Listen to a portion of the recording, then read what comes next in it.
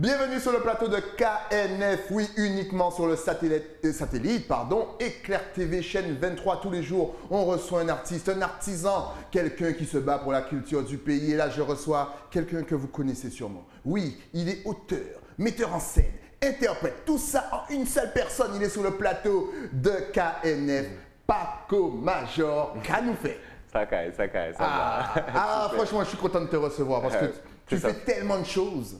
Ouais. Tellement de choses. Donc, on va commencer déjà tout de suite. Parce que déjà, tu as vraiment touché à tout dans ta vie. Tu as même fait le service militaire. Ouais. Tu es parti à la guerre. Mais pour de vrai. C'est pas genre. C'est pas pour de faux. C'est pas pour de faux. Qu'est-ce qui t'a le plus marqué et comment tu en es sorti finalement? Est-ce que ça t'a changé mentalement? C'est sûr que l'armée, ça sert déjà à ça, à évoluer mentalement, spirituellement, on va dire physiquement aussi, parce que tu développes beaucoup de choses. Et puis, ouais, ça m'a appris beaucoup de choses. J'en suis sorti quand même vivant. Je suis revenu chez moi. Je suis revenu chez moi. Et j'ai quand même découvert beaucoup de choses sur moi-même, en étant militaire, en étant soldat, avec un gilet pare-balles et tout ça. Et puis voir des gens dans des conditions pas très joli à voir. Ouais, c'est des gens qui explosent, qui ont perdu une partie de leurs jambes et tout ça. Donc j'ai vécu avec ça pendant un an. Et puis ça m'a appris beaucoup de choses sur moi-même, sur l'être humain. Est-ce que finalement ça t'a enlevé limite toutes les barrières? C'est-à-dire que finalement, là tu n'as plus de limites. Dès que tu as quelque chose en tête, finalement là tu te dis, ben, je peux y arriver. Voilà. J'ai vu le pire, maintenant ça va créer le meilleur. C'est-à-dire que plus tu vois les trucs, plus tu passes des expériences compliquées, plus après ça te montre que ce qui arrive derrière, c'est soit c'est plus compliqué ou soit c'est rien du tout par rapport à ce que tu as déjà vécu. Exact. Donc en fait, c'est sûr qu'après l'armée, j'ai pas peur de grand-chose. Sauf de Dieu peut-être, mais bon. Voilà. Là tu vas faire plaisir à beaucoup de téléspectateurs. Ouais, parce que franchement, tous les hommes sont des hommes, quoi. Tu vois, donc tu vas à la guerre comme tout le monde. Bon, moi je suis guadeloupéen. On n'était pas des masses de Guadeloupéens à cette époque-là à la guerre. Mais on avait beaucoup de gens, des Comoriens, des Africains. Et puis, à ce moment-là, tu ne regardes même ni la couleur, ni rien du tout. Tu es dans la même galère que tout le monde. Donc, les expériences sont identiques pour tout le monde. C'est la même situation. Tu as aussi été dans la musique. Et oui, parce qu'on connaît à la base Paco comme musicien. Donc, tu as fréquenté tous les plus grands noms, surtout à la fin des années 90. Tu es vraiment quelqu'un qui était implanté dans la musique. Est-ce que tu continues la musique toujours? Ou est-ce que ça reste juste un dada, tu te fais plaisir à écouter et tu comptes peut-être, qui sait, revenir dedans bientôt? La musique, c'est un truc que je ne peux pas m'en séparer. Je ne pourrais jamais arrêter. J'en fais moins parce que je fais plus de théâtre maintenant. Je fais plus de cinéma, plus de films, plus de pièces de théâtre. Mais je fais toujours de la musique et j'en ferai toujours. Avec qui as-tu l'occasion de travailler justement? En musique? En musique. Alors, en musique, j'ai travaillé quasiment avec tout le monde. Alors, les premières personnes que j'ai travaillé, je me rappelle les premiers albums que j'ai fait de Zouk à l'époque, où j'étais batteur. Je me rappelle, c'était Yannick Cabrion. Il y avait alors toute l'équipe Giants avec Joël Grédoire à l'époque. Ensuite, j'ai fait pas mal de trucs avec Sweet Sound. On a monté un groupe au lycée Sweet Sound où il y avait la génération Patrice Sulman, Mehdi Custos, Philippe Sadi Calais, Yossi. Il y avait Marron Harmonie, il y avait Marius Vérin qui est dans Marron Harmonie. Il y avait la sœur de Stéphanie André aussi qui est dans ce groupe-là. Et puis il y avait pas mal de talentueux à cette époque. Donc, j'ai côtoyé pas mal de personnes comme des gens que j'aimais bien dans la musique, comme Jeff Joseph. C'était quelqu'un que j'aimais beaucoup. Oui. Il y a eu Jean-Michel Rotin, il y a eu Tania Saint-Val, il y a eu il y a eu Dominique Coco aussi, il y a eu Faber Ténard, je ne sais pas si vous vous rappelez de ce mec. Bien sûr. Il y a eu un membre de ma famille aussi qui est dans le Zouk, Pascal Valo, je crois que tout le monde connaît. Oui, on connaît un petit peu Pascal Valo. Il y a eu pas mal de personnes dans le milieu même de la musique, parce que j'ai fait aussi du Goka, donc je connais pas mal de personnes dans le Goka.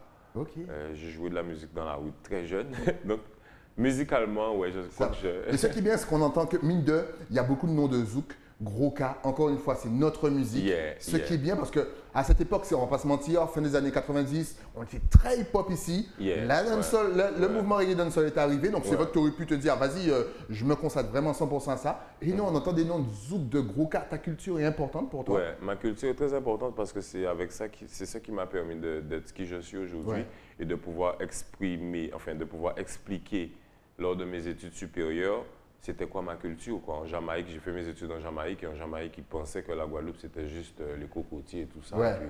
Et un rattachement de la France voilà, dans la Caraïbe. Genre, t'es pas indépendant, donc tu n'as pas beaucoup de choses chez toi, quoi. Okay. Alors que c'est faux. On a, voire même plus que, même plus, on veut dire culturellement, parce qu'on a un truc, par exemple, pour le Goka, c'est une forme culturelle chez nous, où on a 7 rythmes. Il y a seulement en Guadeloupe, il y a une forme culturelle comme ça qui est si variée.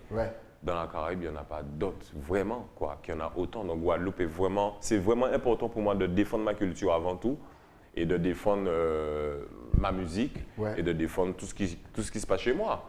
C'est très important ce que tu viens de dire, parce que c'est vrai qu'on a énormément de choses à montrer, mais c'est vrai que certaines îles anglophones, elles ne vous le diront pas ouvertement, bien sûr, parce qu'elles ne sont pas trop dans le style clash et compagnie. Toi, elles t'ont dit ça parce qu'effectivement, comme tu étais un petit peu plus intégré, donc il y avait des paroles qui pouvaient se libérer, mais effectivement, ils ne nous voient pas concrètement comme une île vraiment de la Caraïbe parce qu'on est rattaché à la France. Parce que, bon, pour eux, on n'a rien encore prouvé, quoi. On est toujours dépendant. Dépendant, ouais. Ok. C'est-à-dire qu'il y a un discours, j'avais souvent ce discours à l'école, on me disait, ouais, mais par contre, si vous n'êtes pas indépendant, c'est peut-être parce que vous n'êtes pas assez battu. Alors je disais, je ne pense pas qu'on ne s'est pas assez battu. Je pense que vous n'êtes pas au courant des combats qu'on a menés. Je pense que vous n'êtes pas au courant. Genre, par exemple, j'ai été visiter au fin fond de la Jamaïque, un endroit où il y a des traces de Taïnos. Je leur ai dit, mais vos traces, à Kazan, ça met ta tête. Tu viens à Trois-Rivières, il y en a un paquet. Tu vois, donc il me dit, ouais, c'est vrai, à Trois-Rivières, chez vous, il y en a ça. Mais je dis, chez moi, moi, je suis par exemple, alors c'est une histoire qui se passe, qui se discute en Guadeloupe, et je pense que les historiens, il y a des gens qui sont plus placés que moi pour le dire. Moi, je pense qu'on n'a pas seulement une culture africaine. Je pense qu'il y avait déjà des gens ici, et je pense que je fais partie de... Ma culture est aussi mélangée avec les gens qui étaient déjà ici, les Caraïbes et les Taïnos et compagnie. Donc, je pense que ça se discute encore, ce genre de... Vraiment la race guadeloupéenne, d'où elle vient, je pense qu'il y a encore des choses à découvrir sous cette culture et puis sous notre patrimoine guadeloupéen, vraiment. Il y a beaucoup de choses encore à dire. Tout à fait, franchement, et on en apprend tous les jours. Mais en tout cas, depuis tout à l'heure, vous entendez partage, échange entre Jamaïque. Donc, on y vient, justement. Donc, tu as fait des études à la Jamaïque. On rappelle que c'est pratiquement la seule école pour les acteurs dans toute la Caraïbe. Cette école est vraiment très, très réputée, que tu es le premier, voire le seul Français qui y est allé. Donc déjà, comment est-ce que tu as fait déjà pour, première question, pour t'intéresser au milieu un peu du théâtre, du cinéma, comment est-ce que c'est arrivé à toi? Est-ce que tu as toujours été intéressé par ça, ou est-ce que c'est vraiment un pur hasard? Ben, on va dire, alors j'ai toujours été intéressé à la scène parce que j'ai toujours fait de la scène depuis très jeune. Je me suis rendu compte que j'ai commencé la scène très jeune. Très jeune, c'est-à-dire depuis à l'époque du lycée avec M. Camier, l'école musique. Et ensuite, je me suis dit, alors j'ai beaucoup travaillé dans la musique pendant des années. Et puis dans les années 2010, je me suis dit, mais qu'est-ce que je pourrais apporter dans la culture guadeloupéenne différent de la musique? Qu'est-ce qui manque à cette culture pour qu'on soit à l'international ou bien qu'on soit un peu reconnu aussi comme en tant que Guadeloupéen? Et je me suis dit, comme ça, comme par hasard, hommage à cette dame, un jour comme ça, je me réveille et puis je vais à Jarry, à la NPE du spectacle à Jarry. C'était la NPE, maintenant c'est Pôle emploi, mais c'était la NPE du spectacle à l'époque. Et je rencontre une dame. Alors je rencontre monsieur Johan Pierrot qui me met en contact avec madame Cynthia Rollet. Cette dame est décédée et cette dame avait un fascicule sous son bureau qui me dit, ouais, il y a un mec qui est passé de l'école de Jamaïque. Est-ce que si ça t'intéresse, essaie d'appeler ce mec-là et puis voir si ça te plaît. Et comme ce mec-là, il était français, c'est monsieur Pierre Lemaire, il était français et j'ai appelé. Et j'ai dit, ouais, j'aimerais bien faire du théâtre et tout, comment ça se passe? Il m'a dit, bon, mais je te fais passer une audition et si ça marche, on te prend banco. Sauf que le problème, c'est que Guadeloupe n'est pas dans le CARICOM. Donc, on n'est pas affilié comme la Jamaïque, donc tu ne peux pas aller faire des études, il faut tout un paquet de systèmes, tout un système de visa, de permis étudiant et compagnie. Donc, ça m'a pris un certain nombre de temps, mais finalement, j'ai pu, avec l'aide de la région Guadeloupe et Pôle emploi, Madame Cynthia Rollet, j'ai pu monter le dossier et puis partir à l'école. Donc, je suis rentré à l'école. en Jamaïque en 2014 et j'ai commencé les études. Ça a été un peu compliqué parce que toujours avec ce problème de CARICOM, les versements et la partie administrative était très compliquée à gérer parce que pas pays indépendant, tout ça. Donc j'ai quand même insisté, j'ai beaucoup insisté en Jamaïque parce que je tenais à revenir avec ça. J'ai beaucoup insisté et puis en Jamaïque, j'ai découvert que le théâtre, ça me plaît vraiment. C'était un moyen d'expression pour moi par rapport à des trucs que j'avais déjà vécu à l'armée, dans la musique et tout ça. Donc ça m'a servi de tout mettre, de tout rassembler et finalement de créer alors un nouveau style de théâtre pour moi, parce que c'est un nouveau style de théâtre. Je suis à la limite entre le cinéma et le théâtre. Parce que je joue avec les vidéos et tout. Donc je me suis dit, pourquoi pas développer ça et puis ramener ça chez moi pour pouvoir expliquer, pour pouvoir parler des sujets actuels. Donc c'est un travail qui m'a pris beaucoup de temps, mais c'était un peu calculé aussi. Donc c'est pas par hasard, c'était bien calculé de faire ces études pour pouvoir après créer un nouveau style de théâtre que j'ai créé là-bas en Jamaïque, Actualisime. Donc je parle des sujets actuels. Excellent. Donc, voilà. Et donc, dernièrement, donc, tu as pu présenter à la Guadeloupe Shenzi, qui a eu vraiment des retours extraordinaires un petit peu partout. Est-ce que tu peux nous présenter ce travail qui t'a servi aussi de sujet à l'école en Jamaïque, justement? Donc, alors, en fait, c'était Shenzi, l'histoire d'un jeune homme pas comme les autres. C'est mon histoire à moi, personnelle. Tout à fait. Par rapport au traumatisme que j'ai vécu quand j'étais plus jeune. Mais c'est aussi un hommage à ces gens-là. Et Shenzi, à la base, c'est ma thèse. C'est la thèse de mes examens. Et en fait, je me suis dit, si ma thèse a plu à l'école en Jamaïque, pourquoi pas présenter ça comme spectacle en Guadeloupe? Et finalement, j'ai fait la tournée. Alors, je viens de finir la tournée CEDAC. Alors, merci déjà au collectif CEDAC qui m'a aidé, l'archipel Scène Nationale, qui m'ont encadré sur cette tournée. Et j'ai eu des retombées vraiment surprenantes. C'était vraiment surprenant.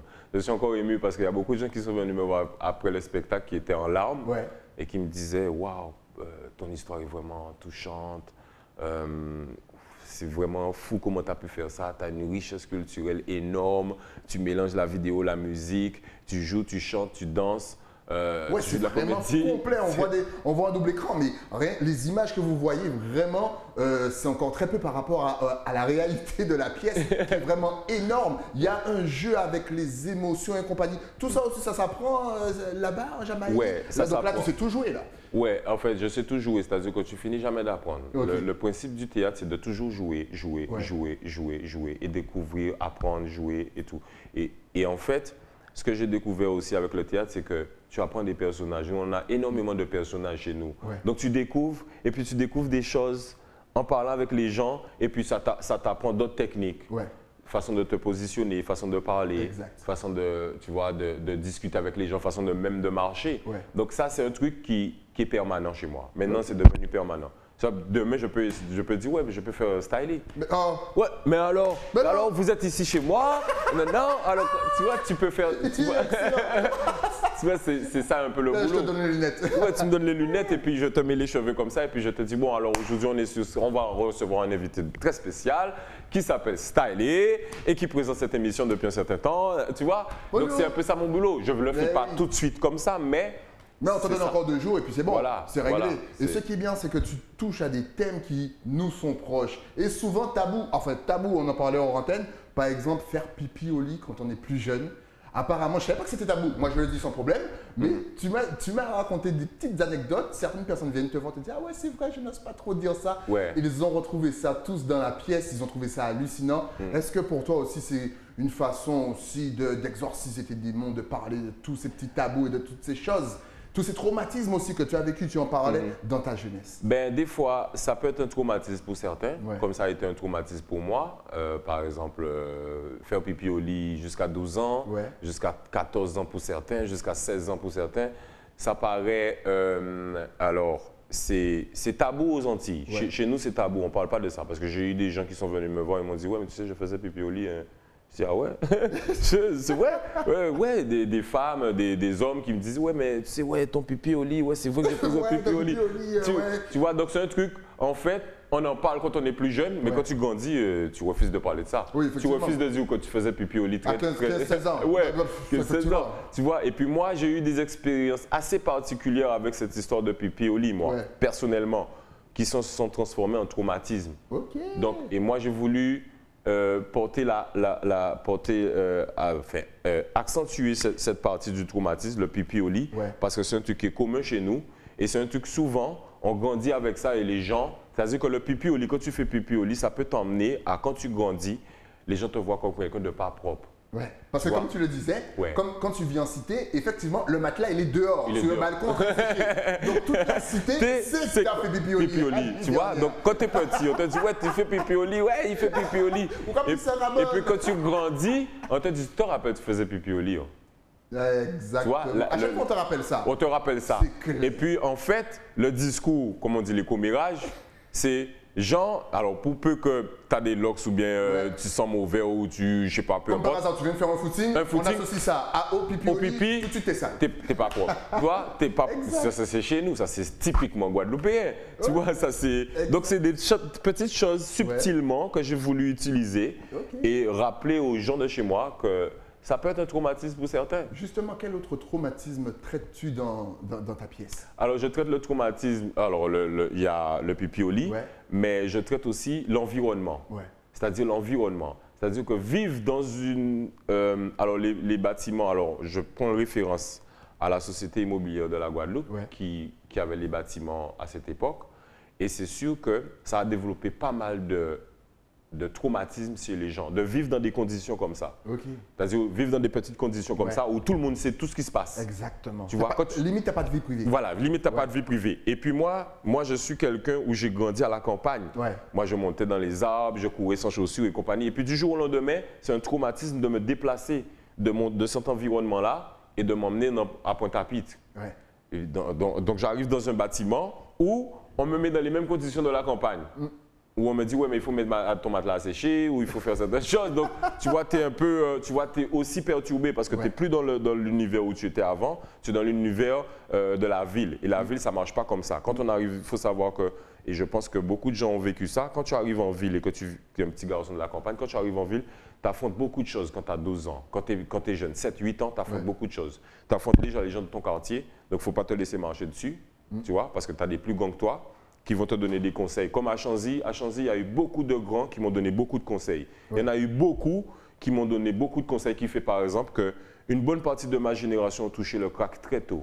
Moi, je n'ai pas eu la chance d'y toucher parce qu'on m'a préservé de ça. Et ça, c'est des grands de ma cité qui m'ont préservé de ça. Je dis ça parce que je pense à plusieurs personnes dans ma cité qui ont très vite montré qu'est-ce que c'était et qui m'ont très vite dit, oh toi, tu ne touches pas à ça parce que... Tu penses que ça manque maintenant, justement, les grands frères? Oui, ça manque. Qui recadrent un petit peu? Oui, ça manque. Ça manque parce que nous, on n'avait pas peur de nous foutre des baffes. Exactement. À la cité, on n'avait pas peur de nous dire... Les petits ne faisaient pas n'importe quoi. Moi, j'étais un peu turbulent parce que moi, c'était difficile de prendre les baffes et de ne rien dire. Tu vois, de prendre les cabèches, les tobocs, tout ça.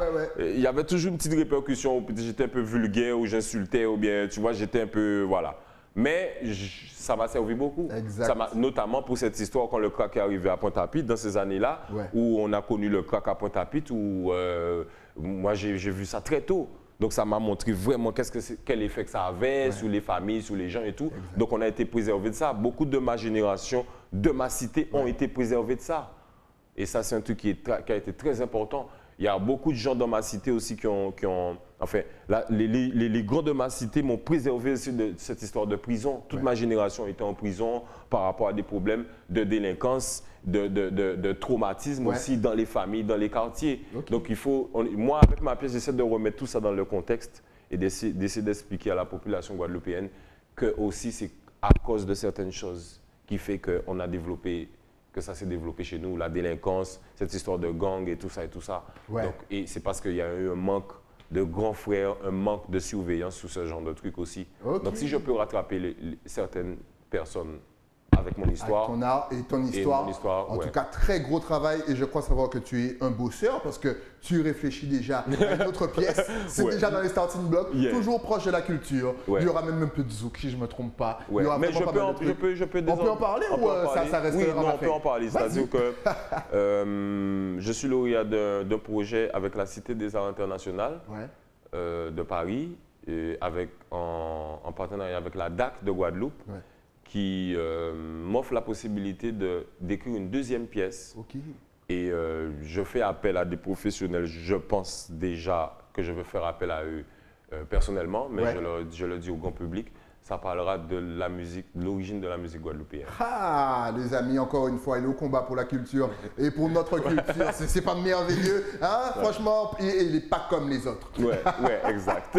Excellent. Justement, on va faire peut-être une parenthèse parce que tu as vraiment vécu en Jamaïque et on parlait hors antenne justement de la ressemblance entre leur patois et notre créole, c'est-à-dire qu'ils se ressemblent énormément. Ce qui change un petit peu, c'est que bon, c'est anglais-français, limite, mais tu as trouvé des petites similarités et tu disais que honnêtement, c'est limite plus facile pour toi de communiquer en patois qu'en anglais pur. Yeah, that's more easier to me to speak to chat patois. Et ça plus facile. C'est plus facile.